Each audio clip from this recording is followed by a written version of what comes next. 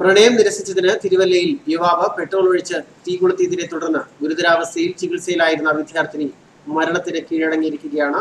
എറണാകുളത്തെ സ്വകാര്യ ആശുപത്രിയിൽ വെന്റിലേറ്ററിലായിരിക്കെ വൈകിട്ട് 6 മണിയോടെയായിരുന്നു മരണം സംഭവിച്ചത്. ഇന്ന് ഉച്ചയോടെ പെൺകുട്ടിയുടെ രക്തസമ്മർദ്ദം ഉയരുകയും ഹൃദയത്തിന്റെ പ്രവർത്തനം തകരാറിലാവുകയും ചെയ്തതായി ആശുപത്രി വൃത്തങ്ങൾ അറിയിക്കുകയായിരുന്നു. ആദ്യം പെൺകുട്ടിയെ കുത്തി, പിന്നീടാണ് തീ കൊളുത്തിയത്. ആ ഉള്ളു പൊള്ളുന്ന കാഴ്ചകൾ CCTV-യിലൂടെയാണ് ലോകം മുഴുവനും അറിഞ്ഞത്. നെഞ്ചിൽ ഉൾപ്പെടെ ഗുരുതരമായി പൊള്ളലേറ്റതാണ് മരണത്തിന് കാരണമായത്. മൃതദേഹം മോർച്ചറിയിലേക്ക് മാറ്റിയിട്ടുണ്ട്. പോലീസ് എത്തി നാളെ പോസ്റ്റ്മോർട്ടത്തിന് ശേഷം മൃതദേഹം ബന്ധുക്കൾക്ക് വിട്ടുകൊടുക്കും. കഴിഞ്ഞ 12-ാം തീയതിയായിരുന്നു പെൺകുട്ടിക്കെതിരെ ആക്രമണം നടന്നത്. കോളേജ് വിദ്യാർത്ഥിനിയായിരിക്കെ പെൺകുട്ടിയെ കുമ്പനാട് സ്വദേശി അജിൻ റജി മാത്യു നടുറോഡിൽ കുത്തി വീഴ്ത്തിയ ശേഷം പെട്രോൾ ഒഴിച്ച് തീ കൊളുത്തുകയായിരുന്നു. 55% പൊള്ളലേറ്റ പെൺകുട്ടിയെ വിദഗ്ധ ചികിത്സയ്ക്ക് എറണാകുളത്ത് എത്തിച്ചെങ്കിലും ഫലമുണ്ടായിരുന്നില്ല.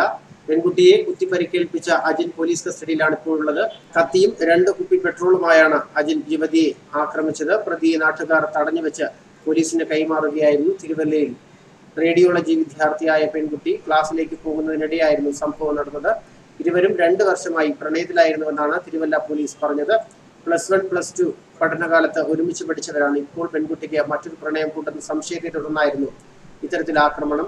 തിരുവല്ലയിൽ വെച്ച് കണ്ടുമുട്ടിയ ഇരുവരും തമ്മിൽ സംസാരിച്ച് വാക്കേറ്റം ഉണ്ടാവുകയായിരുന്നു. ഇതിന് പിന്നാലെ കുപിതനായ അജിൻ കൈവശമുണ്ടായിരുന്ന കുപ്പിയിൽ നിന്ന് പെട്രോൾ ഒഴിച്ച് തീ കൊളുത്തുകയായിരുന്നു.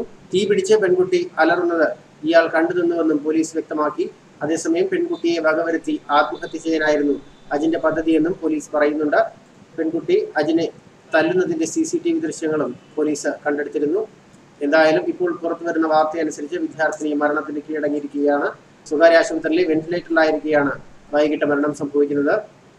രക്തസമ്മർദ്ദം ഉയരുകയും ഹൃദയത്തിന്റെ പ്രവർത്തനം തകരാറിലാവുകയും ചെയ്തതിനെ തുടർന്നാണ് മരണം സംഭവിച്ചത്. ന്യൂസ് ഡെസ്ക് മലയാളി വാർത്ത.